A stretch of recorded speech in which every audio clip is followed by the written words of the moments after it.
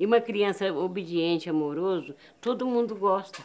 Agora, quando é uma criança mal criado, mal ensinado, mal educado, ninguém gosta. Eu não posso ficar com esse menino aqui. Eu tenho que devolver ele para a mãe. Quando ele saiu das coisas desesperado, porque a gente gostava muito dele, né? A gente ficou nervoso. Não queria que ele saísse, mas não teve jeito. Às vezes daqui da roça é sacrificado. Esse menino sofreu bastante.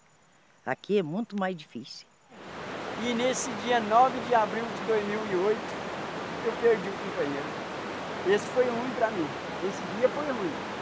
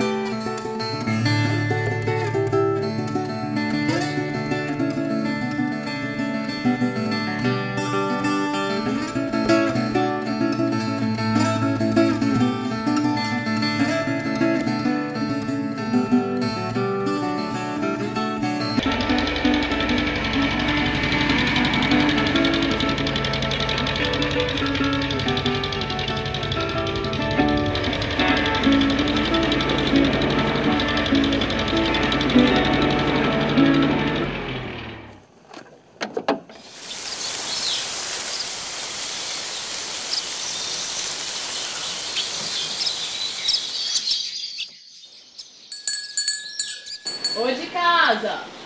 Opa! Ah, você que é o famoso Zé Mané? Eu mesmo, de carne e osso. Tudo bom? Tudo bem, Zé? Tudo bom. Chegando agora? Acabei de chegar. Ô Zé, queria conversar um pouquinho com você, escutar suas histórias. Ah, entra aí, vamos tomar um café, a gente conversa. Tá bom. Tô tomando um café aí. Tá bom, Entra vamos aí. sim.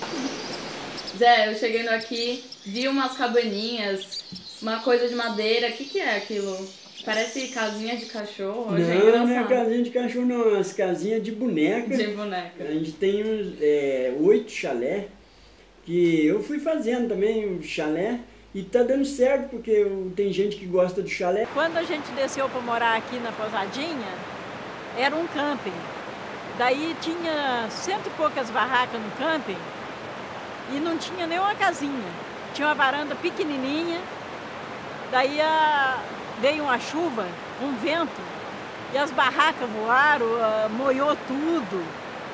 Daí, no outro dia, eu falei pro Zé, que tal a gente fazer uma barraca que não molha e não voa com o vento? Daí ele fez as cabaninhas de madeira, que hoje o pessoal gosta, que é uma barraca só que de madeira, que tem luz, tomada e janelinha para o rio. Visconde de Mauá ela vem mudando ao longo dos anos, né? Isso daqui até por não sei por que motivo, mas a ocupação inicial foi por uma juventude hippie. Os hippies, eu nunca fui a favor de hippie não, porque o hippie, para mim eles não têm dinheiro, eles gostam só de sujeira, não gostam de nada limpo, nem tomar banho não toma. Aqui, o tanto de rio que a gente tem aqui, sendo que eu nunca tinha banheiro na minha casa, eu tomava banho todo dia no rio. Zé, quando você chegou aqui tinha muito hippie? Eu vim pra cá, eles falam que foi esse que descobriu o maromba, o hippie. Que descobriu a maromba, mas eu vim pra cá não tinha hippie. Quando eu vim não tinha hippie não. Eu vim em 69, não tinha hippie não. Tinha alguma casa longe. Em 1913 veio os alemão, mas não era hippie não, era alemão. Comprou os lotes na beira do Rio Preto, do lado de cá e do lado de lá. 250 metros de fundo e 1.500 de extensão, os lotes. Aí os hippies veio, chegou aqui com a bondade que quando vem pra cá, você toma um café na casa do outro, não custa nada. Você almoça na casa do teu compadre, você janta na casa do outro, aí não é nada. E os hippies veio e ficou assim. Aí depois aparece o mais hippie. Aí um conta pro outro, lá, vamos lá, que lá dá pra sobreviver. Não tem dinheiro, o hippie não tem dinheiro, não precisa de sabonete porque ele não toma banho, precisa comprar. Então fica assim, não precisa de pente porque não pente o cabelo. Então eu acho que eles fazem umas coisinhas, mas eu não agrado muito não. Não condeno os hippies também não. Eu acho que os hippies precisam de viver igual nós mesmo. Mas eu acho que eles podiam tomar mais um banho, trabalhar mais um pouco, né? Porque eles ganhavam dinheiro, porque eles mexem com os negócios de artesanato, essas coisas, fazem uns artesanatos ali, uns duendes, é coisa de doido, porque faz uns duendes e depois fica conversando com aquilo, isso é coisa de meio doido.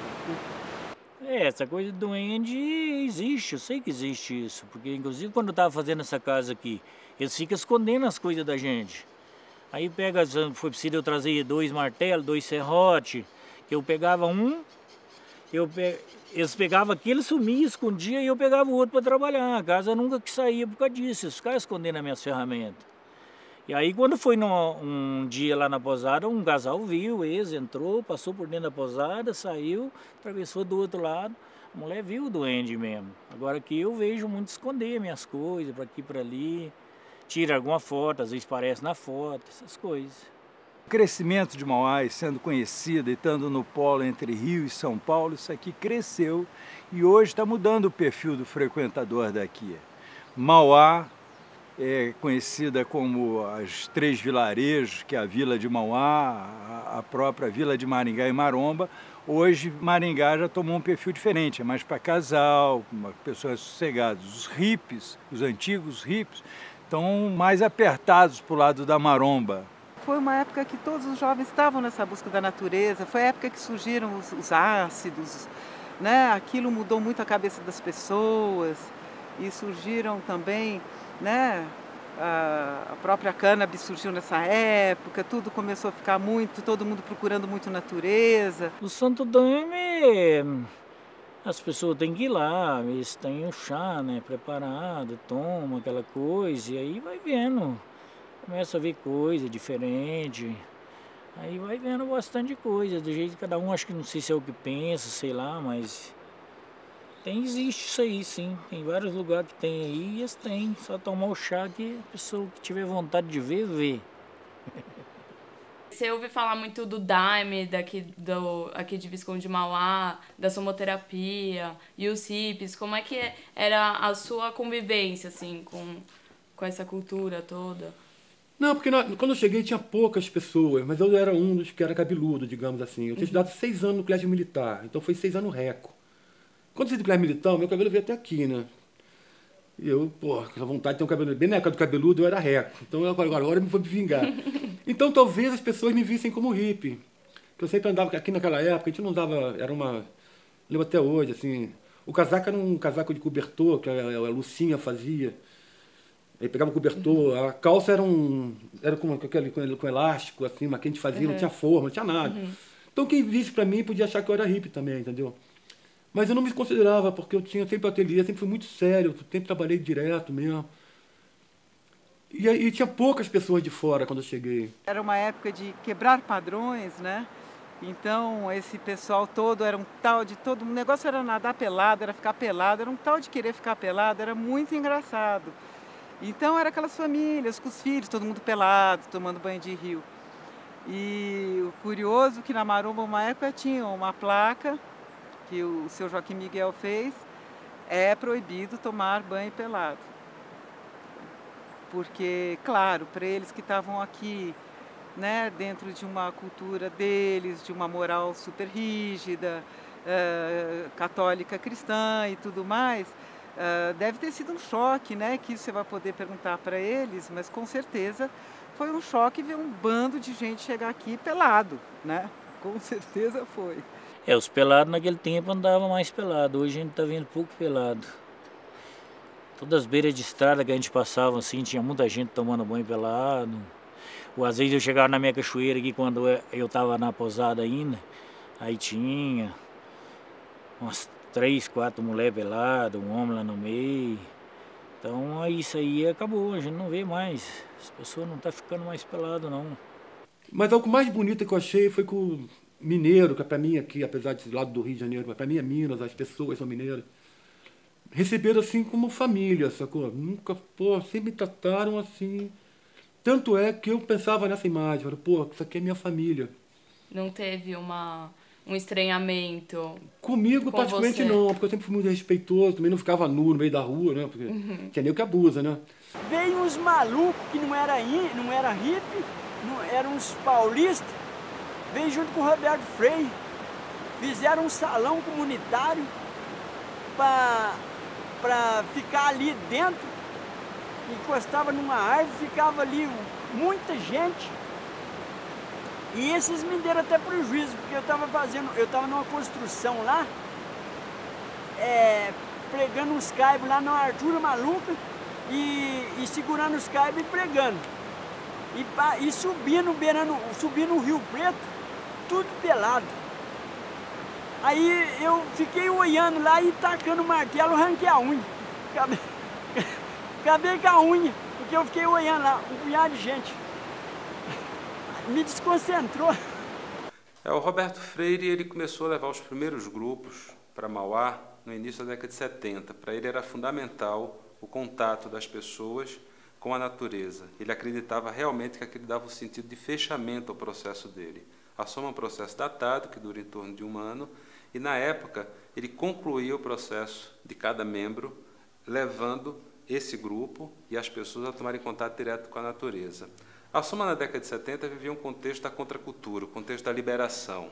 Então era muito comum para a geração que viveu a década de 60, 70, até 80, e ter o contato com a natureza, uma experimentação que levasse a um certo levasse as pessoas a se desnudarem literalmente, a se abrirem, se desbloquearem. A gente falava sobre um processo de repressão, né, explicitamente colocado frente à ditadura militar. Então, todo o processo que havia no sentido de desbloqueio daquela repressão passava, inclusive, por uma certa liberação corporal. Então, era comum os grupos naquela época, algumas pessoas chegarem em contato com a natureza e, ao se sentirem, né, naquele ambiente de maior liberação frente a um ambiente de maior repressão, que era a cidade, né, sentirem-se como que autorizadas por si mesmos, né, para se abrir, se liberar, inclusive tirar suas roupas. Nós, passados esses quase 40 anos, continuamos seguindo com a Soma, continuamos levando os grupos para lá. As questões que envolvem, que tangenciam a Soma, estão para além das questões de liberação, né? Então, a gente continua levando os grupos lá, né? Algumas pessoas, às vezes, sentem mais à vontade de expor mais seus corpos, mas eu acho que as temáticas que a gente trabalha hoje na Soma não estão nem tão ligadas à questão da liberação, mas a busca de práticas de liberdade no cotidiano hoje, capturado por uma série de práticas de poder. Mas eu sempre fui para mim, assim, fui muito bem aceito. Para mim, eu não via como essas pessoas são diferentes, ou, pelo contrário, para mim, essas pessoas são as pessoas que me interessam, são iguais a mim, sabe? Eu interessava mesmo, até quando a gente vai para o mato, assim, a gente brinca, né? O que interessa mesmo na vida é a barriga cheia e um cobertorzinho quente. O resto a gente inventou, criou necessidades que nem precisa tanto, entendeu? O Zé, mais conhecido como Zé Mané, é uma figura ímpar daqui, uma pessoa estimada por muitos. É que nem a torcida do Flamengo, ou ama ou odeia. Porque ele, durante um grande período aqui, ele foi, na realidade, até o xerife da área. Ele, por um instinto natural dele, das características dele, ele comprava as brigas era um Robin Hood. Ele comprava a briga dos mais fragilizados e tentava normalizar. Ele tinha um barzinho, que na época eu não me lembro o nome, hoje o nome atual é o Jamaica, que ele funcionava ali. Ele tinha aquele bar, ele e a esposa dele trabalhavam ali e o Zé conhecia todo mundo. E eu acho que foi daí que eu conheci ele. Como todo adolescente que vinha para cá, tomava minha cerveja, ficava aqui, quantas vezes sem uma opção também de onde ficar, e encontrava lá uma pessoa da terra que conhecia todo mundo, que tinha a capacidade de receber todo mundo bem. E também tinha a capacidade de repreender aqueles que acabavam cometendo seus deslizes lá, né?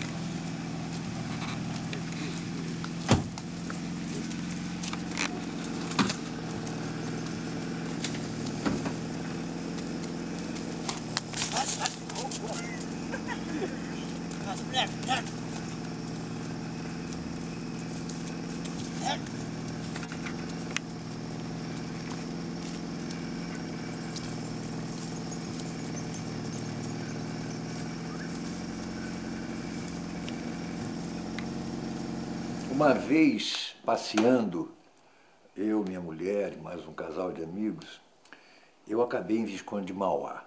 Isso foi lá pelos final dos anos 70.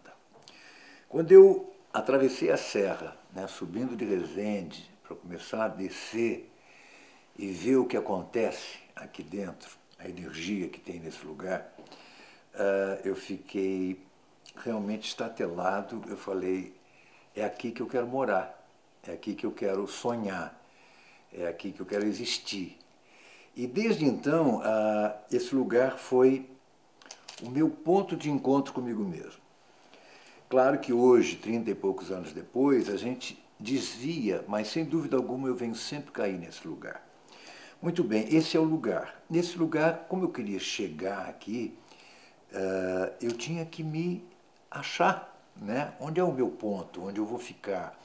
né? Quem pode me ajudar? E um dia eu me deparei com uma pessoa conhecida como Zé Mané, que eu acho que é uma das pessoas mais fortes aqui como personagem dessa região, que é uma figura que eu poderia dizer, é um gnomo, é apenas um mineiro, é um construtor.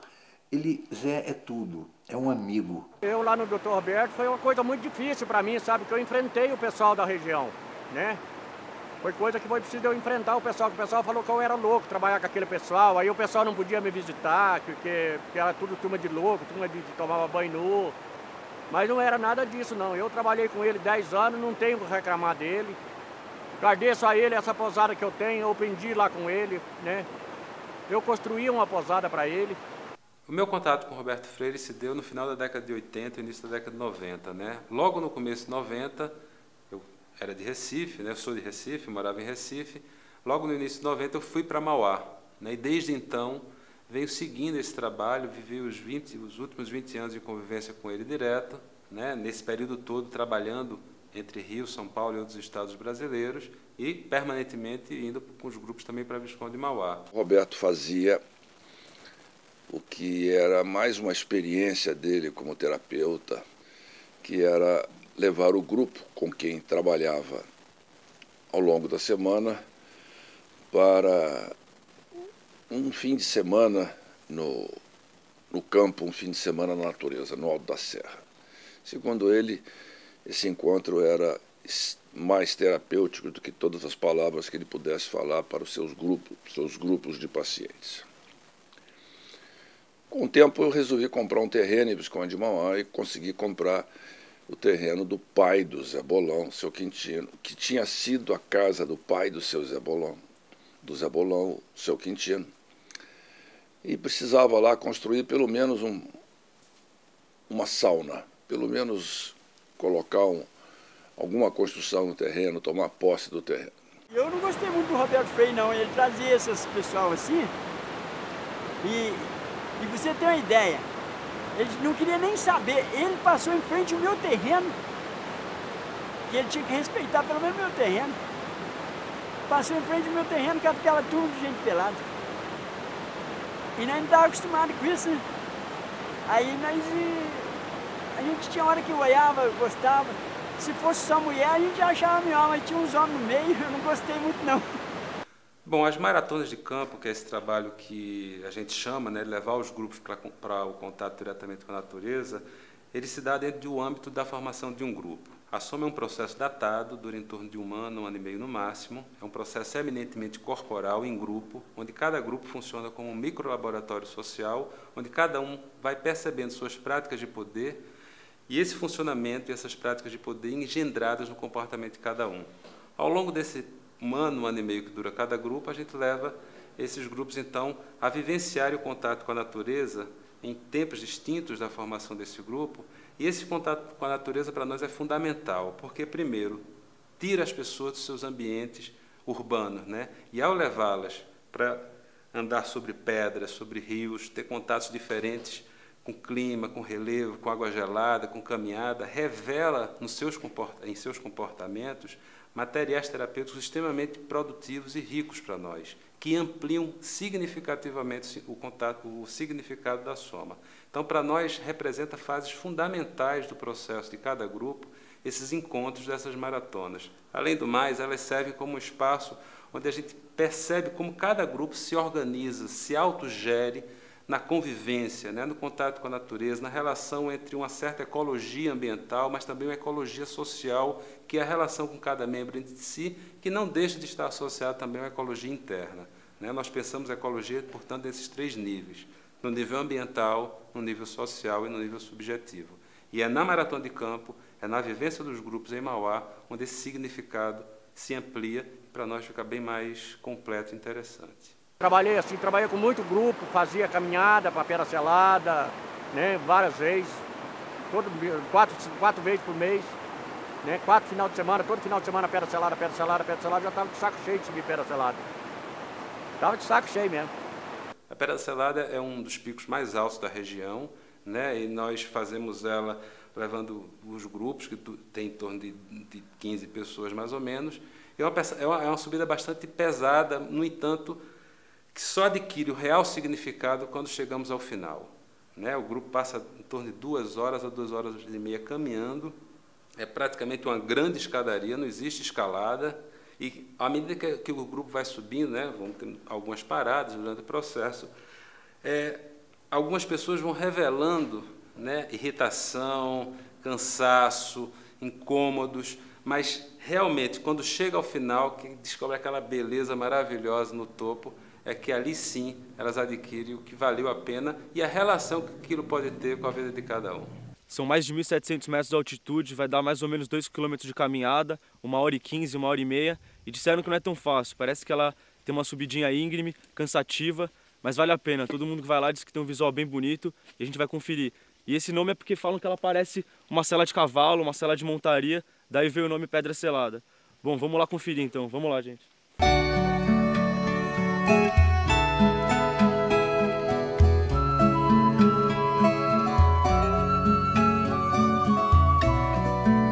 O Zé Bolão me trouxe para fazer um passeio e eu apareci lá em cima dessa montanha. E olhei aqui esse vale, que não tinha absolutamente nenhuma árvore, porque era um pasto de garrote. Então eu vi a cachoeira toda e esse rio passando no meio da terra, fiquei completamente encantada com aquilo. E falei, nossa, que lugar! É no caso que eu tenho sobre essa aqui, sobre o duende. Aí eu fui lá na cachoeira, tirei a foto e apareceu essa imagem, esse rostinho dessa duendinha aqui. Que é a Cachoeira do Santuário, que é uma cachoeira que todo mundo que tira foto lá, quando não parece isso aqui, parece outras coisas, nessa cachoeira aparecem as coisas. Então sempre tem. Em algum poço lá tem parece um anjinho, outro parece outra coisa, mas sempre na Cachoeira do Santuário pode tirar qualquer foto e olhar ou filmar que aparece. O Zé Bolão falou, e olha que aqui está à venda. Eu e o Gil descemos, fomos conversar com o pessoal que morava aqui na terra, chamava-se Mário Barba, casado com a Ana, e ele era muito engraçado porque ele falava e, entremeado aos falados dele, ele tinha um assobio, sabe? Era muito engraçado, um assobio incrível. Mas enfim, conversamos ali, foi tão legal porque eles estavam querendo ir para mais longe, comprar uma terra maior, e na hora nós compramos essa terra. Eu vendi uma Brasília velha que eu tinha, o Gil a câmera que ele tinha, e compramos essa terra. Quem nos recebeu aqui logo de cara foi o Zé Bolão e a Fátima e o seu Quintino, o pai dele, Dona Antônia, que tinha começou a abrir refeição na Maromba, que tinha uma comida deliciosa. Então ali se concentrou muito, todo mundo que chegava ia comer ali, todo mundo acabava se conhecendo. E em Mauá tinha o seu Chico Quirino, que era a única venda que tinha aqui, o único comérciozinho que tinha aqui, era o dele e inclusive o único telefone, que às vezes funcionava. Era aquela fila para falar no telefone. E ele ali, ouvindo a conversa de todo mundo, ele sabia tudo, seu Chico. Uma das primeiras histórias que eu me lembro do meu pai é quando eu fui estudar em Mauá e eu vi o peso do nome da pessoa. Porque no interior você não é você é filho de alguém, ou irmão de alguém, ou neto de alguém. Quando eu fui estudar em Mauá, eu fui comprar um lanche, porque lá na época a merenda não era legal, eu fui comprar um lanche no armazém do seu Chico Quirino, um vereador da região, que foi vereador por 16 anos, e aí não tinha o dinheiro completo para pagar o lanche. Aí ele olhou para mim e falou, quem é você? Ao invés de falar meu nome, Roseli, que ele não ia saber quem eu era, ele me perguntou, a hora que ele me perguntou quem é você, eu respondi, eu sou filha do Zé Mané, lá da Maromba, que essa vila fica em Mauá, já é uma vila vizinha. Aí ele falou, então você pode levar o bar inteiro. Aí eu falei, como assim levar o bar inteiro? Eu quero só completar meu lanche. Ele falou, não, eu conheci seu pai quando ele veio pra cá, ele comprou uma panela fiado, uma panela que se chamava na época tacho, que tinha tampinha em cima. E ele falou assim pra mim, ele falou pro seu Chico dizendo que ele podia confiar no nome dele, que ele voltava para pagar a panela, e ele precisava dessa panela porque ele ia morar sozinho. Aí o seu Chico falou para ele, pegou na mão dele e falou assim, em você eu confio, porque você tem mão de trabalhador. A sua mão é grossa, é mão de quem trabalha. Pode levar o que você quiser, que você vai ter crédito sempre que você quiser aqui na minha mercearia.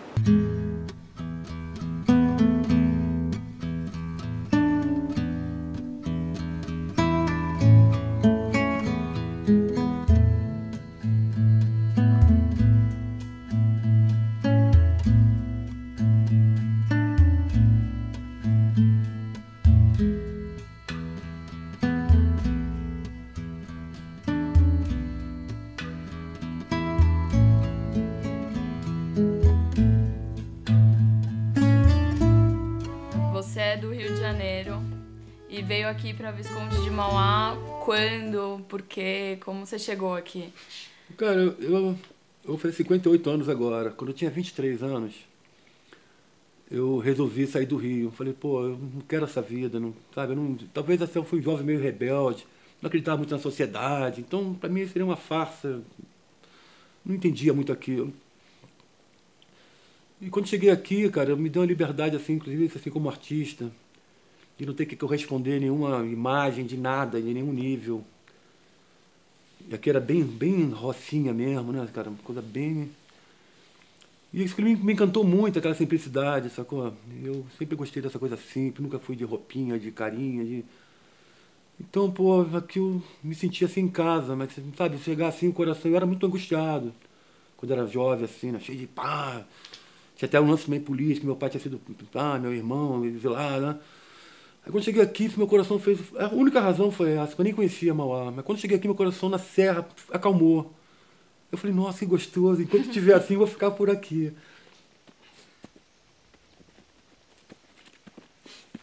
Vou fazer uma pausinha aqui, gente. Vamos parar um pouquinho. Bom, já começamos faz um tempo. A gente já deve ter subido uns 200 metros. E tá cansando, viu? É bem íngreme mesmo. Mas por enquanto tá recompensando a vista aqui.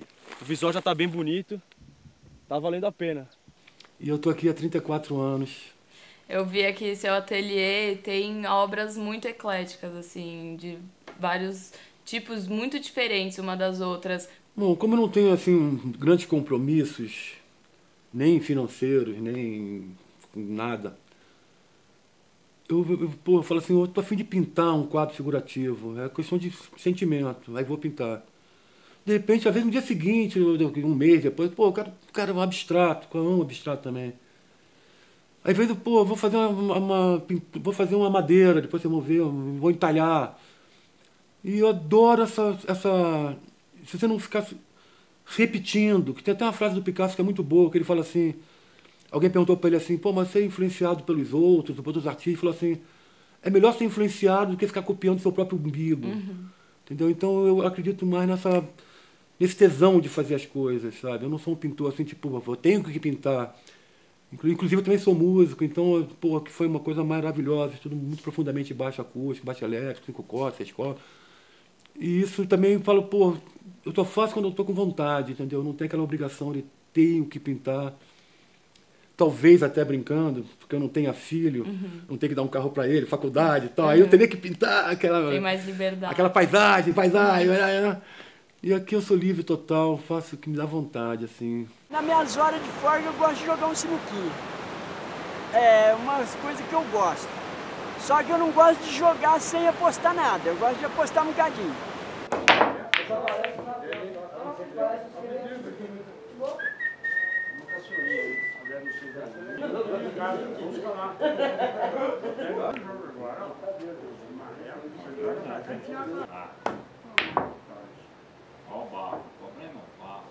Ah, cara, olha só. Vai filmar essa feiura. Vai filmar essa feiura também. Bonito e é feio. Não, isso é bom. Agora essa vai ser ponta da mesa. É osso. Ficar assim, noite inteira jogando, sem apostar nada, é a mesma coisa que você dançar com a irmã da gente, não adianta nada. E Visconde de Mauá foi uma das suas inspirações, assim, já em quadros, em alguma fase sua? Nossa, foi muito mesmo. É que depois de 34 anos eu tive muitas fases. Mas vou dar só um exemplo. Talvez uma imagem de um cavalo. Na cidade talvez seja um cavalo galopando, empinando. E aqui tu pode reparar, está sempre em cima do morro, cabeça baixa, pastando. Então uma vez eu fiz 365 cavalos numa tela. Um para cada dia. Desse pastando assim, sabe? Então tinha até um certo símbolo, esse cavalinho pastando. Faça ele em um segundo, assim. É um símbolo que é uma síntese dessa vida em Mauá, assim, né? É para quem gosta, né? Porque também é um lugar mais tranquilo, né? Meu pai era construtor. Daí ele ajudou meu pai a fazer uma casa. Depois a gente comprou um lote e a gente foi fazer uma casa para nós. Daí a casa, daí era ele e eu. A gente foi escavar a terra, fazer a casa, tudo só nós dois. Até pôr os madeiramento na madeira, as teias. Daí eu tinha de pôr a teia em cima do latão para depois subir para dar a teia para ele lá em cima, que eu não alcançava, eu era muito pequenininha. E eu não aguentava jogar a teia. Daí a gente fez a primeira casa para a gente e depois disso ele começou a construir e não parou nunca mais, até hoje.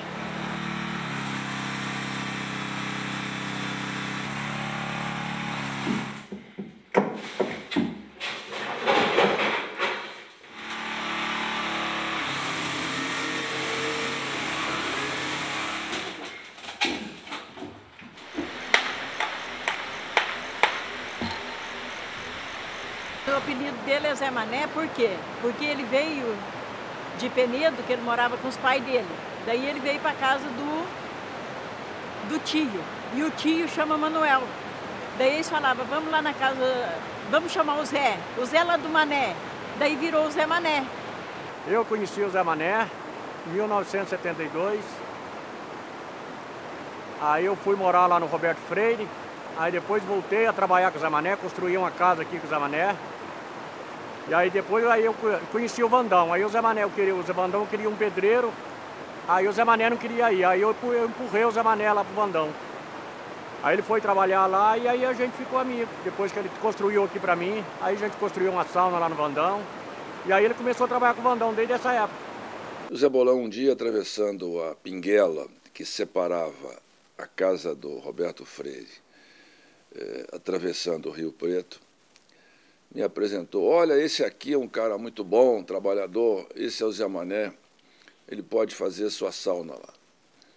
E o Zé Mané, com aquele sorriso, né, aquela pessoa simples, sorridente, me conquistou a partir daí. Contratei o Zé Mané como empreiteiro para construir essa sauna, passamos a conviver e ficamos grandes amigos. O Evandro estava procurando, em 76, procurando um pedreiro para fazer uma sauna para ele. Aí falaram para ele que eu era bom e, além de tudo, honesto. Aí ele pegou e me deu um serviço para me fazer, porque ele era um cara, ele trabalhava, né? Ele era um cara ocupado, não podia dar atenção. Aí ele chegou e falou que queria fazer aquilo ali, mas não tem projeto, não tinha planta, não tinha nada, queria fazer aquilo. Eu fui lá e fiz aquilo que ele queria. Em 76. Setembro de 76.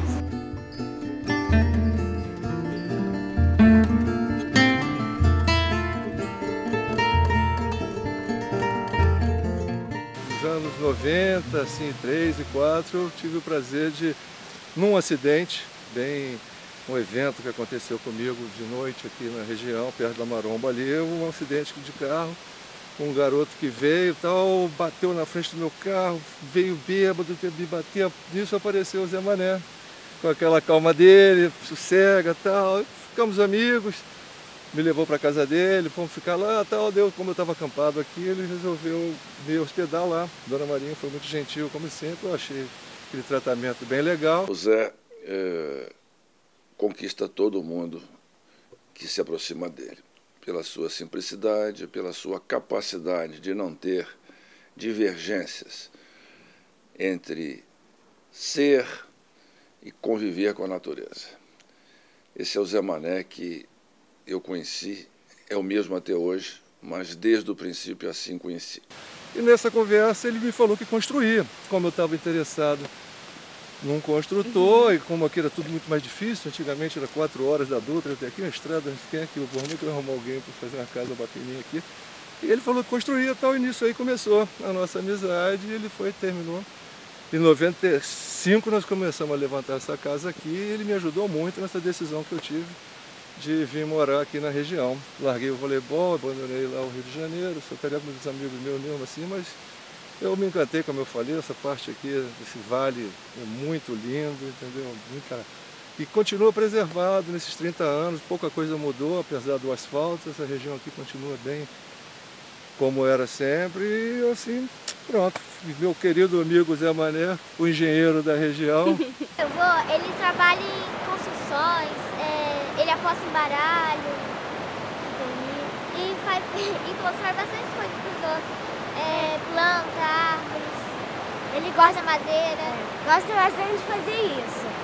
Aí, o passatempo dele, ele fica, faz casas, corta madeira e também as vacas dele. Ele gosta muito de ficar lá com elas. Aí de manhã ele vai cedo para tirar leite.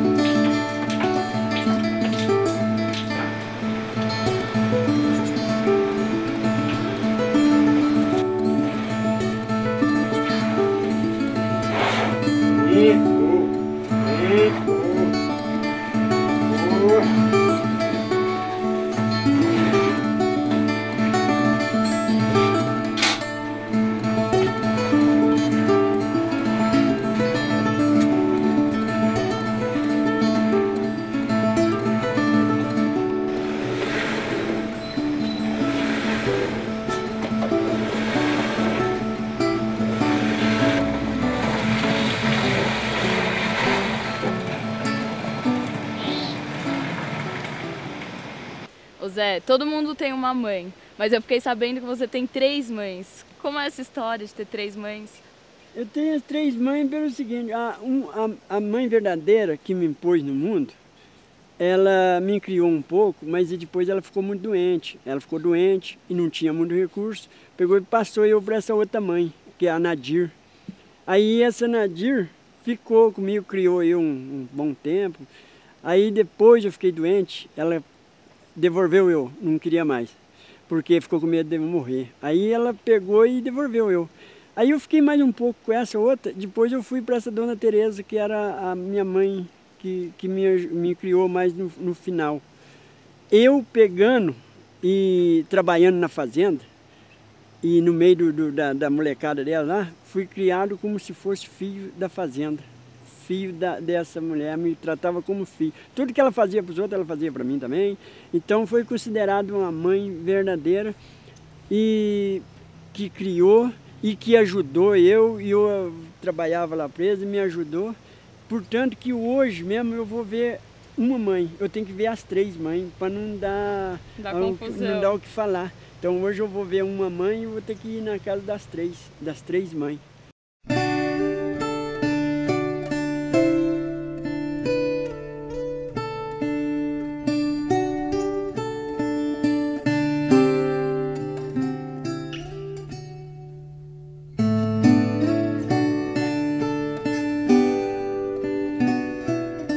Quando o Zé nasceu, eu estava bem, saúde, parece que estava bem.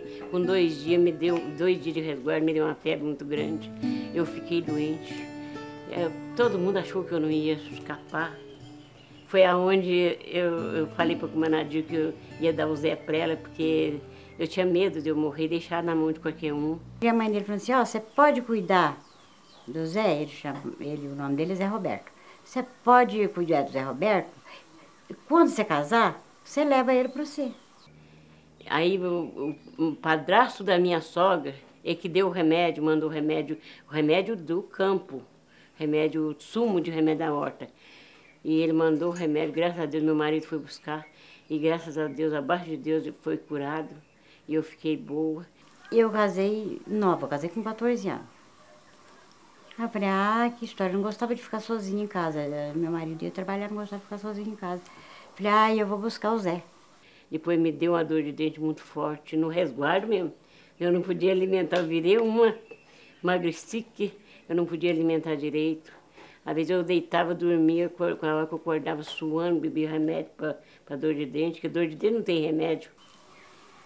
Aí eu falei, comadre Jorge, você deixa o Zé ir lá para minha casa? Deixo. Pode ir, pode levar. E ele chorando, não tinha mamar. Aí eu levantava, eu acordava, já estava melhor daquela dor de dente, dava de mamar para ele. Aí ele dormia. Aí foi indo até com 8 meses. O Zé completou 8 meses. Eu fui na Bucaina, arranquei meus dentes todinho. Eu estava com 18 anos. E arranquei os dentes todinhos, ficou um dente na boca. Aí eu fiquei refletindo, falei, eu não posso ficar com esse menino aqui. Eu tenho que devolver ele para a mãe. Mas graças a Deus parei saúde. E fiquei também 20 anos sem dente. Não punha dente. Falei, enquanto for preciso eu ficar devendo 1 centavo, eu não ponho dentadura. E fiquei 20 anos. Criou tudo sem dente. Quando eu coloquei dente na minha boca, coloquei lá em Coatis. Mas o dia que eu tinha o meu dinheiro para mim lá fazer o molde e já pagar a dentista. Aí eu pus o dente na minha boca.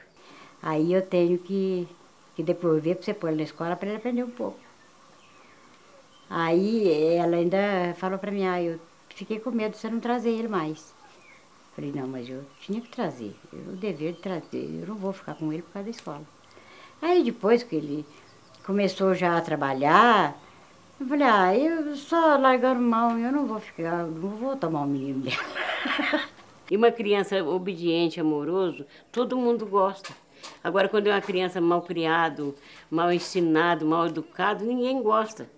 A pessoa não quer nem estar perto dele, né? E agora o Zé era muito obediente e muito amoroso. Você mandava ele fazer qualquer coisinha, antes de você acabar de falar, ele já tinha ido lá fazer. Ele veio para cá, ele era pequeno, ele veio carregar leite. Ele levava o leite todo dia lá na fazenda do Sr. João Paranho. Ele era pequeno. E era um menino muito bonzinho, não tem defeito para pôr nele, até hoje. Quando ele saiu das coisas desesperadas, porque a gente gostava muito dele, né? A gente ficou nervoso. Não queria que ele saísse, mas não teve jeito. Tanto faz ele como o tio dele, o outro Manuel. Mas aí, fazer o quê, né? Cada uma vez tem que procurar aquilo que dá mais certo, né? Ô, de casa. Opa, como é que você está aí? Tudo bom? Graças a Deus, bem, senhor. Deus te abençoe, como é que você está? Você sumiu, eu já estava com saudade, mas não deu para mim na tua casa. Senhora. Deus abençoe. Bem, senhor. Tudo bom, minha senhora? Graças a Deus. Você está só numa varanda aí, curtindo uma varandinha? Eu curti quente, né? O sol tá quente. Tudo bem, senhora? Agora tudo bem, graças a Deus. Estive doente, mas agora, graças a Deus, estou bem.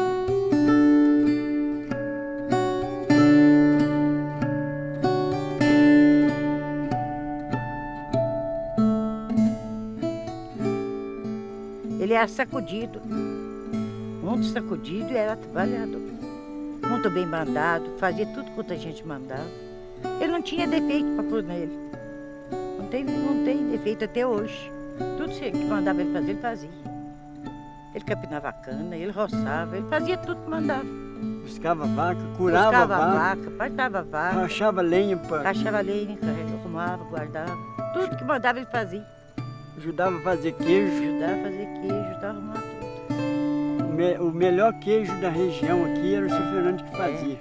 E eu tenho uma vantagem boa que eu ainda aprendi a fazer uns queijos com ele. Aprendeu também? Aí o Clésio fazia bem também. Acho que ainda... Agora largou mão, né? Agora largou mão, porque foi embora para a cidade. O serviço dela agora é outro, né?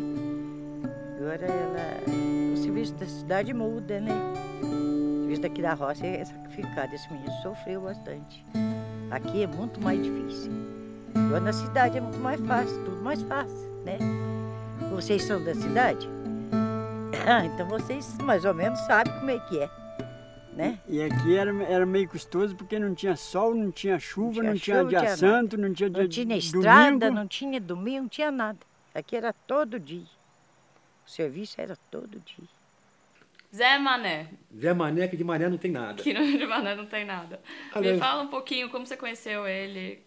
Quando eu cheguei na Maromba, eu nunca tinha ouvido falar em Maromba. Foi um cara que me falou, vai na Maromba, é tua cara, chama Ricardo Kozlovski, que é um ator lá do Rio. Olhou pra mim e falou, você tem cara de Mauá, Maromba. Eu falei, onde é que é esse lugar? Já conheci de nome, assim, né, de hippie, aquela coisa. Aí cheguei em Resende, sobe e tal. E aí eu fiquei uns 2 meses quietinho numa casa que eu aluguei, da Dona Antônia. Fiquei quietinho, assim, porque eu não conhecia ninguém, nada. Nunca tinha ficado um dia, nem passear. Cheguei e fiquei. Aluguei a casa e fiquei. E uma das primeiras pessoas assim, que eu conheci foi o Zé Mané, sabe? E o Zé Mané, pô, eu não posso nem falar ele... Talvez, se não fosse o Zé Mané, talvez eu nem tivesse ficado aqui. O Zé Mané, assim, pra mim foi meio um...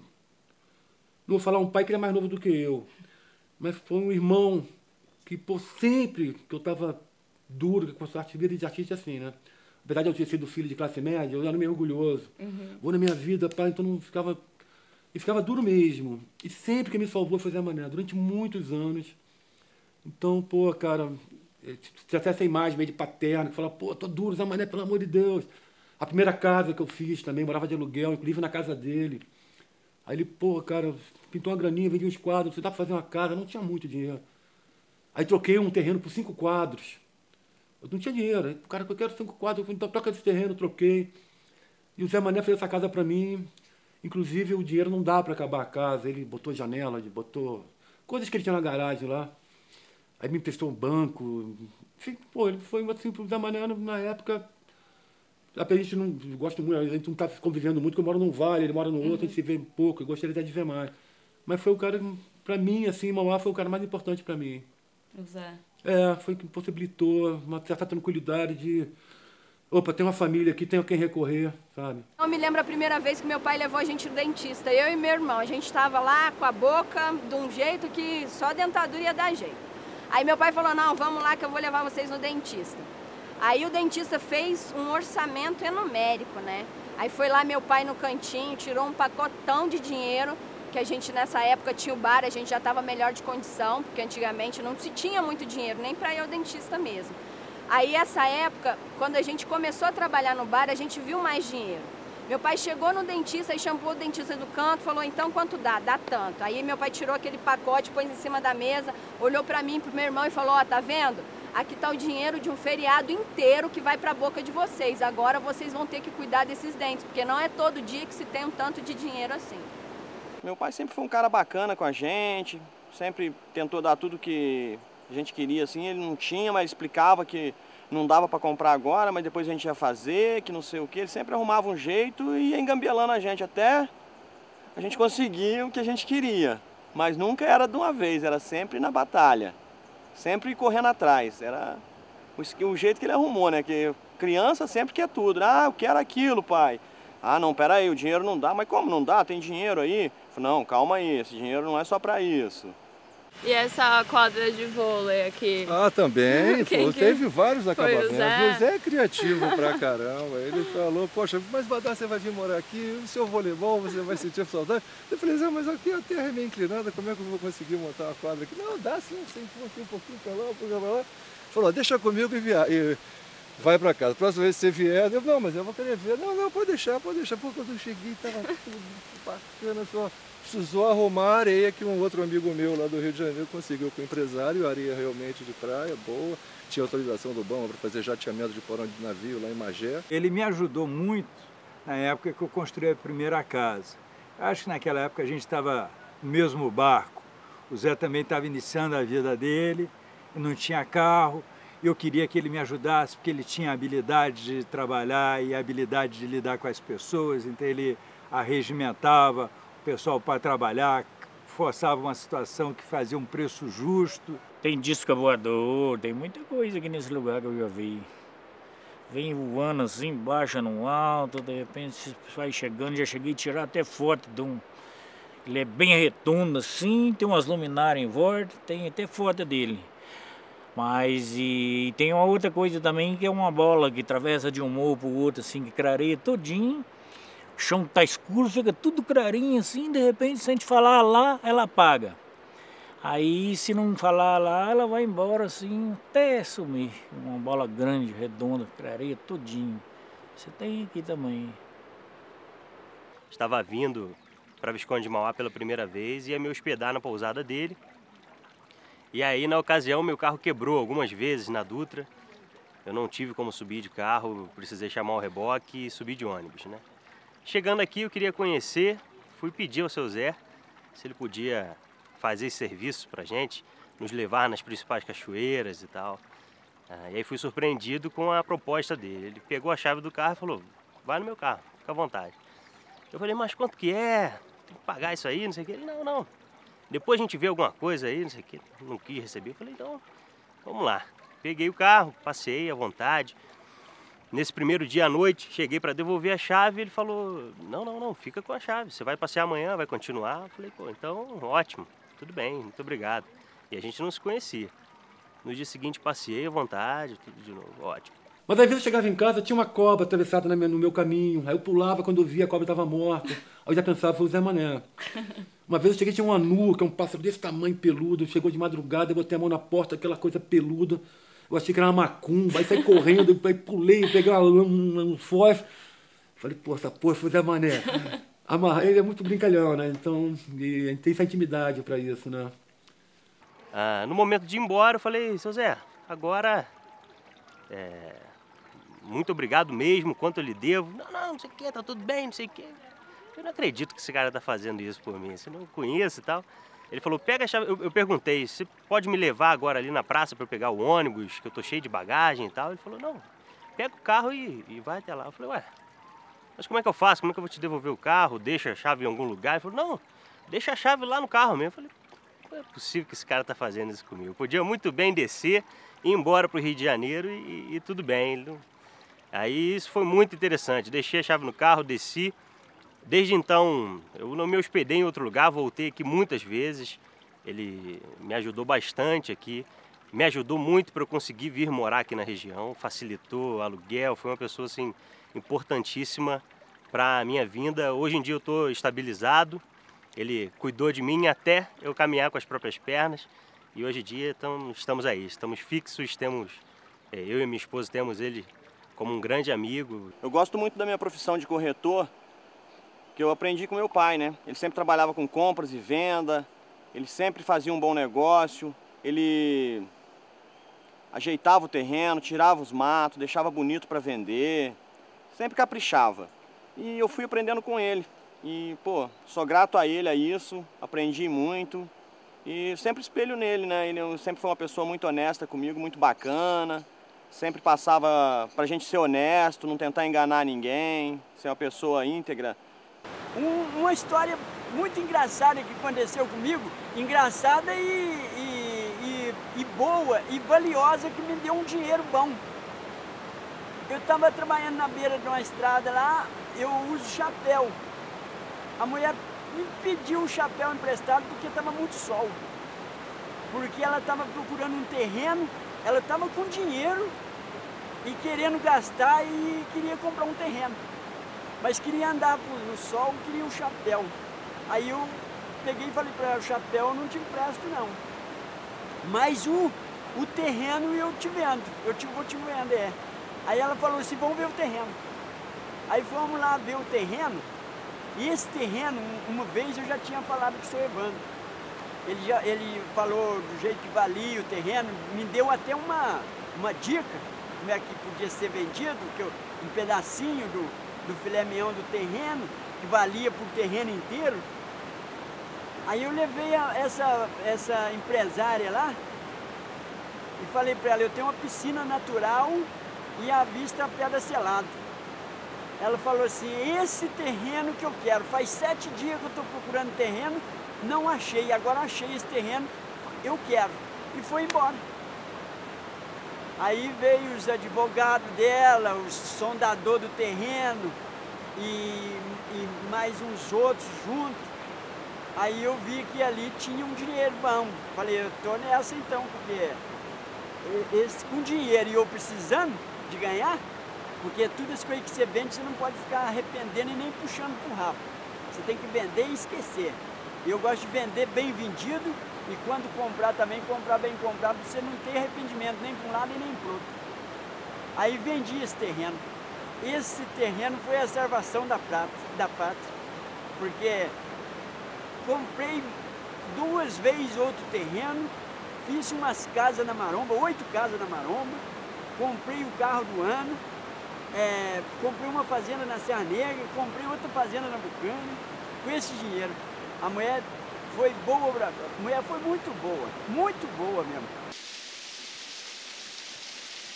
Mais uma paradinha, a gente já subiu uns 800 metros e resolvemos dar uma desviada no caminho para ver essa cachoeira aqui, que é legal, dar uma descansada, mas já vamos seguir que tem bastante chão ainda. Eu trabalhava e morava no Rio, eu trabalhava junto à Secretaria de Transporte no Rio e vinha com uma certa frequência para aqui. E cada vez me apaixonava mais e tinha isso aqui como um foco para mim, um dia estar morando pela qualidade de vida, não mais por outra coisa. Visconde de Mauá você não ganha dinheiro, você ganha qualidade de vida. Pode sim que mude. E se essa mudança vier a gerar dinheiro, é capaz de eu também me mudar daqui. De eu ir para Mirantão, Santo Antônio, que são regiões que têm uma beleza muito bonita. Quando eu ia para Resende, era difícil, você gastava 2h30 para ir. Costela, barreira, já fiquei preso na serra com barreira, era ruim. Uma região que tentou-se aqui desenvolver a agricultura aqui e não foi bem sucedida por causa do escoamento dos produtos. A dificuldade das estradas, de sair, de levar para Resende verdura, já chegava murcha, o leite azedava, não tinha um sistema de refrigeração. Veio esse talho de asfalto que eles falaram que era a Estrada Parque. Primeiro eles fizeram uma propaganda, um projeto muito mais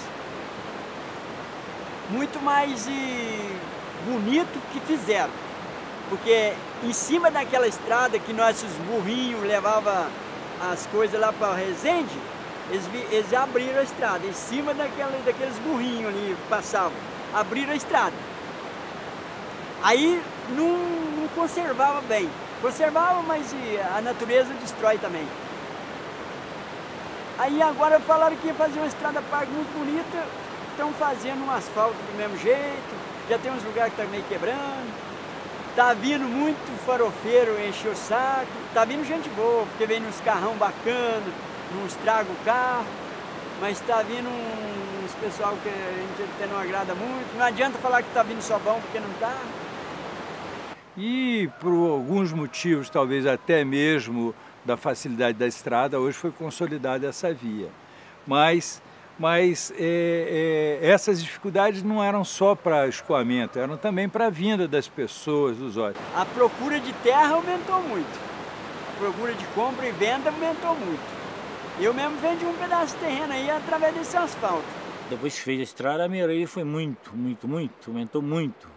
Porque antigamente era só feriado e coisa, hoje é final de semana, todo final de semana está cheio. Você tem uma ideia que eu ganhei um dinheiro violento nessa procura do que o pessoal chegou, porque eu já tinha ajeitado, porque quando eu vou comprar um terreno, aí se serve para mim e se serve para os outros. Porque não adianta servir só para mim, tem que ser um negócio que serve para os outros. Aí eu comprei um terreninho ali que servia para mim e servia para os outros. Através dos caras começarem esse asfalto, o homem estava com dinheiro, chegou e o terreno gostou, aí eu falei o preço, ele ainda pagou e com medo de eu arrepender ainda.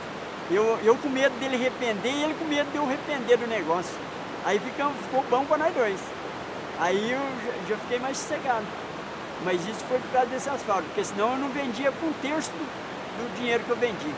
Hoje eu tenho aqui trabalho com compra e venda de imóveis.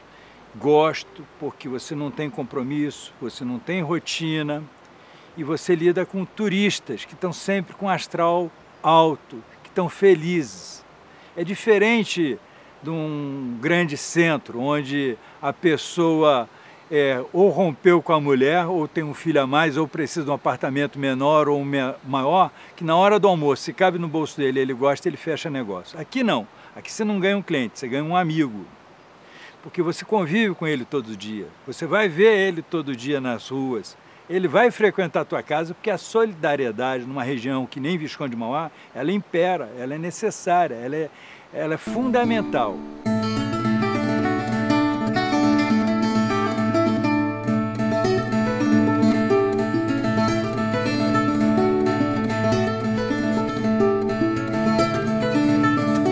Claro que ele fez coisas assim fantásticas, ele foi meu amigo em diversas ocasiões.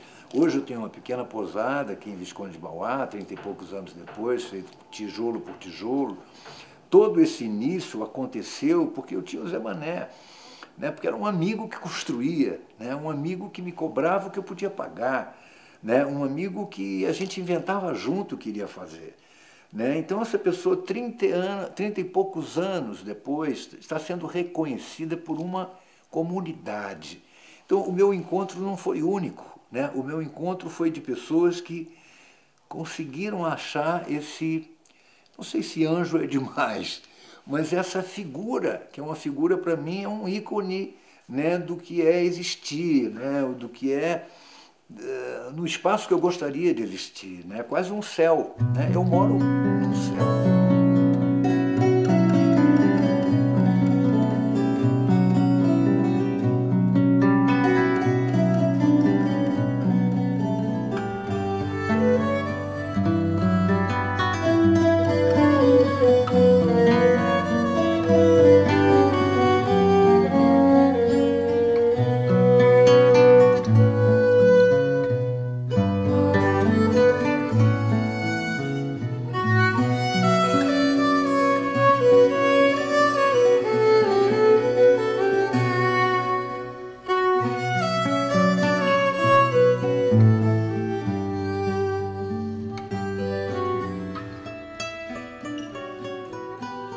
Santo Daime é muito polêmico, né? Ele veio para a televisão de uma forma muito drástica, muito esquisita, né? Que muito deturpada, adulterada. Então, a partir do momento que isso começou a passar na televisão, eu acredito que com certeza houve muita reação contrária. Mas eu digo para você, olha, aqui nesse pequeno pontinho, tem família aí daqui da terra que participa e que família querida, pequeno Ponte Daime que eu tenho aqui chama-se Casa de Oração Santa Clara, e a escola que existiu aqui chamava-se Escola da Terra. Então aqui esse vale, essa terra minha aqui sempre teve uma característica de ser uma coisa pública, né? Tanto na época da escola quanto agora. A escola recebia todo mundo que chegava com seus filhos e hoje essa casa de oração também recebe gente, qualquer pessoa que tiver essa curiosidade de conhecer ou que faz parte de outros lugares e que quer vir participar desse conhecimento. Então foi um lugar sempre aberto para conhecimento. Inclusive hoje, não só para o Santo Daime, esse espaço abriga retiros de yoga, retiros de cursos culinários, discussões ou estudos sobre algum tema, que as pessoas vêm para cá e alugam aqui para se concentrar e ficarem aqui. Então, é um lugar que sempre esteve e faz questão que sempre esteja, porque essa é a proposta, aberta ao conhecimento. Eu espero em Deus que esse lugar consiga sobreviver, sim, para até o fim da minha vida com essa proposta. 1.250 metros, mata bem fechada e tá ficando bem mais íngreme, vamos lá.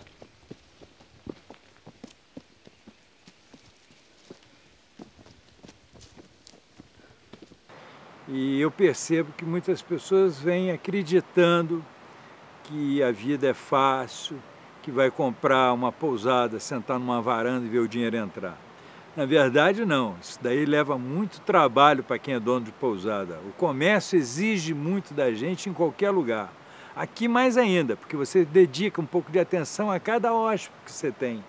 Porque eles querem sempre saber de uma novidade, de um pouco do histórico da região, das pessoas que nem a figura do Zé Mané, que fazem parte dessa região. Zé é uma pessoa que chega e que você se encontra com essa pessoa. É como se fosse um ideal de ser humano para mim, né? Claro que com todo um sonho, né, urbano que eu tenho, eu venho para uma cidade onde as pessoas se comportam de uma forma completamente diferente, onde viver é acordar com o sol, né, e dormir com a lua, e no dia seguinte continuar a trabalhar, continuar a viver, né? Onde a opção é viver. E escolher viver bem no sentido de eu estou feliz, eu estou cumprindo as minhas obrigações, as obrigações que eu tenho comigo mesmo, não porque ninguém disse alguma coisa, né? Porque de fato, se eu não plantar, eu não vou comer, se eu não tiver uma vaquinha, tirar o leite dela, eu né, tomar o leite, é uma pessoa que entende o mundo na prática do mundo. Então eu conheci Zé Mané. Essa pessoa está comigo, né, convivendo comigo, fazendo parte do meu pensar sobre o que é viver há 30 e poucos anos. Agora, viajar, eu não gosto de viajar. Tem um ditado que o pessoal fala que a cobra, quando não anda, não engole sapo. Mas também não tem perigo de levar bordoada. Então eu tenho medo de sair viajando e fazer igual a cobra, levar um bordoado. Então eu não gosto de viajar. O dia que é para mim viajar, o dia que é para mim ir para a fazenda, mexer com os bois, é a minha alegria. Agora o dia que é para mim ir para São Paulo, é a tristeza para mim. Não gosto de viajar. Se for para ir de avião, então não precisa nem contar comigo. Oh, oh, oh!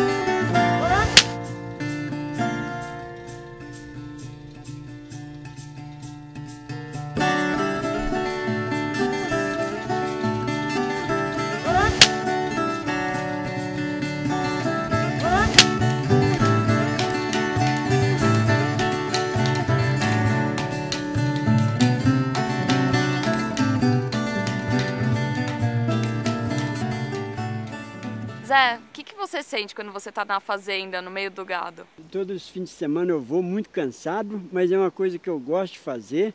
Eu faço o que eu gosto de fazer, sei fazer bem e passo o dia lá, nem vejo passar o dia. É muito melhor eu ficar lá no meio de 150 boi, brabo, do que ficar no meio de 10 pessoas manso aqui no campo. Eu não gosto de ficar aqui, eu gosto de ficar lá. Mas só que é um negócio que não dá muito dinheiro, dá pouco dinheiro. É um negócio que eu ainda não fiquei só nisso porque não dá muito dinheiro, dá pouco. É bom de fazer, mas dá pouco. O leite hoje está muito barato, a carne dá pouco do lucro. O lucro lá é muito pouco. Tem mais despesa do que... Hoje o cara que vive no campo, o único cara que vive no campo que ganha dinheiro é o Ronaldinho, que trabalha no campo. Agora nós que viajamos no campo, o ruralista, não ganha dinheiro não, ele só desempata. Faz para ir levando, mas não dá muito dinheiro não. Mas é gostoso de fazer. Eu criei no campo, gosto de trabalhar, adoro ficar no meio das vacas, lá no meio dos bois, trabalhando. Então, eu vou para lá, não vejo o dia passar. Fico o dia inteiro sem comer, nem dá fome, nem nada. Eu acho que as pessoas se conhecem aqui, depois você trabalha na contramão. Na verdade, você trabalha quando os outros estão se divertindo, né? Mas é um ônus gostoso. Me diz aqui, onde em São Paulo, no Rio, entre atender uma pessoa ou outra, eu posso dar um mergulho no rio? Aonde é que eu posso levar um cliente, dependendo da cara do cliente, falar, ó, leva um calção e uma oca, que nós vamos passar numa cachoeira fantástica. Onde é que você vai vender uma fazenda, um lugar, a cavalo? Essas coisas todas fazem parte de Mauá. Eu acho que é essa aproximação que você tem, que você não tem num grande centro. Quanto menor a cidade, mais solidariedade existe entre as pessoas, porque é fundamental que ela exista. O Rio, uma pessoa está doente, as pessoas passam do lado e podem até comentar, viu uma pessoa doente. Aqui não, as pessoas ajudam a levantar e a cuidar dela. Uma época que eu ia embora daqui, ia para Muriaé, trabalhar nessa fazenda do seu Evandro. Aí quando eu fui lá, que combinei, ele pediu para mim ir e me ofereceu um salário irrecusável, eu cheguei aqui e falei pro pessoal que eu ia embora. Aí o povão, muita gente quer que eu vou embora mesmo, mas teve uma maioria que não quis. E aí nisso eles falaram, o que você vai fazer lá? Eu falei, eu vou mexer com gado. Trabalhar com gado que eu gosto de fazer, sei fazer e gosto de fazer. E eu acho que eu faço bem porque está dando certo. Quando dá certo, porque você está fazendo certo. Aí um cara dono do Repouso Maringá falou, não, você não vai para lá não, porque lá é muito longe, é muito perigoso. Eu falei, não, mas eu vou para lá, que lá tem espaço para mim trabalhar. Ele falou, não, espaço nós compramos aqui. Um certo dia, eu estou levando um caminhão, isso foi em 9 de abril de 2008. Eu estou levando um caminhão de boi para uma das fazendas que nós tínhamos comprado. Ele vai na frente para comprar remédio, para a gente aplicar os remédios nos boi. Pesava e aplicava o remédio e sortava nas invernadas. Ele vai na frente, foi no lugar onde comprava, na Bocanha, comprar o remédio. Quando chegou lá, comprou o remédio e parou num barzinho e tomou uma cerveja. E veio embora chovendo, 11 horas da noite, caiu, tombou o jipe. E porque eu não estava junto, tinha que levar um junto para abrir as porteiras, levou um empregado da nossa fazenda. Cara, tombou o jipe, morreu ele e o empregado. Mais 11 horas da noite. Eu estou carregando os boi aqui 5 horas da manhã, carregando o caminhão de boi. O telefone toca que o cara tinha morrido. Esse dia para minha casa caiu. Esse dia foi bravo. E nesse dia 9 de abril de 2008, eu perdi o companheiro. Esse foi ruim para mim. Esse dia foi ruim.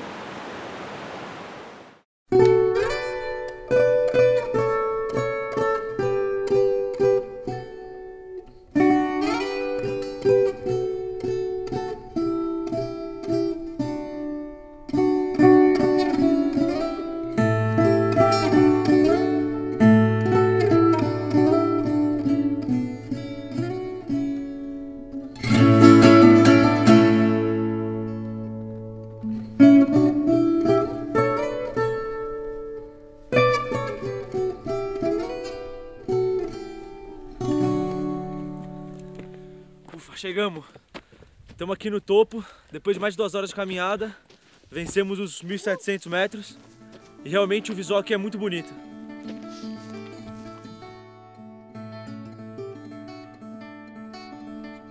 Um dos momentos mais bonitos da subida da Pedra Selada é quando nós vemos as pessoas chegarem lá, né? O estado de contemplação, a emoção que algumas pessoas sentem, e não só entrar em contato com aquela beleza maravilhosa que representa a pedra, traz também o significado de uma superação que foi aquelas 3 horas de subida, aquela dificuldade toda, e o que cada um pode articular, esse significado, essa superação, essa conquista, com obstáculos que nós vencemos na nossa vida, inclusive no próprio combate à neurose, que não deixa de ser pedras seladas que diariamente nós temos que enfrentar. Aqui, ó, é que nem nós aqui estamos na beira dessa água aqui, que é uma natureza abençoada por Deus, né? A gente, eu tenho um nome, para muita gente, eu sou agressor da natureza. Eles falaram que eu sou agressor da natureza. E pelo contrário, eu não sou. Eu preciso que a natureza me dá um sustento. Eu tenho minhas terras aí que eu compro, mas não é para me ficar olhando não. Eu compro para me ter um retorno do dinheiro que eu investi.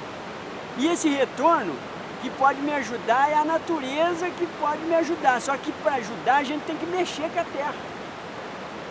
A juíza lá em Resende falou que eu sou agressor da natureza, que eu agrido muito a natureza. É pelo contrário. Eu sei a hora de mexer com a terra, que se você mexer com a terra fora da hora, fora do mês de setembro, outubro e novembro, se você mexer fora da época, você está perdendo tempo. Se você mexer na época certa, ela te dá um retorno. É perigoso você mexer na época da chuva, por causa de barranco muito alto. Mas a gente não vai pegar um retorno da terra no barranco alto, a gente quer pegar um retorno que a terra dá. A juíza estava calçada com um sapato de couro. Do que saiu esse couro? Da terra. Ela saiu, acabou a audiência lá, ela foi almoçar. Da onde que saiu esse almoço dela? Foi da terra que deu feijão, deu arroz. Da onde que saiu a carne que ela pegou na churrascaria? É dos pastos que é da terra. Então, quer dizer, não é que a gente agride a natureza, a gente precisa investir lá para pegar um retorno.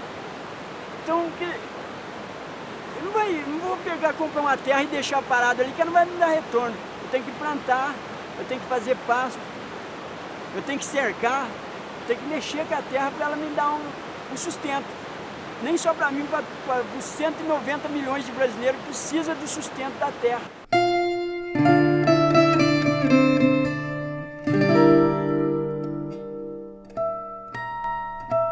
Zé Mané, eu sou amigo dele para toda hora, ele é meu amigo. Se eu precisar de um dinheiro, eu rumo com ele. Se ele precisar de mim, ele me pede. Conhecíamos, deve fazer lá uns 35 anos, 40 anos por aí. Estamos amigos até hoje. Essa amizade, eu tenho certeza que vai ser para sempre. Uma pessoa que sabe avaliar as pessoas e sabe conversar, capaz de conversar com todos os níveis de pessoas e atendê-las com a mesma naturalidade de um bom mineiro. O Zé se tornou grande amigo, foi grande amigo da Márcia, minha mulher, tornou-se grande amigo dos meus filhos, é amigo deles até hoje. E ele chegou à família como se fosse um companheiro suplementar. É tudo que eu posso falar do Zé. Coisas corriqueiras, tipo, minha casa estava pegando fogo, minha mulher estava sozinha aqui no meio de uma montanha, né? O foguinho começou a pegar aqui, a primeira pessoa que pegou o carro, ele mora pelo menos a 40 minutos daqui, subindo essa montanha, né? Pegando mais 10 pessoas para ajudar ele a apagar esse fogo. Sempre que acontece de ter um fogo na minha vida, quem vai apagar é o Zé, principalmente aqui nessa região. Acredito em Deus, acredito muito em Deus, Nossa Senhora da Aparecida. Eu sou católico e acredito. Todo dia eu rezo e peço para Deus me ajudar. E acho que o pessoal, todo mundo, se fizer o negócio certo, fizer com vontade e acreditar, tiver fé em Deus e honestidade, vai dar certo. Dá certo para todo mundo. Para mim, eu acho que deu muito bem certo, então eu acho que dá certo para os outros. É só fazer certo e acreditar.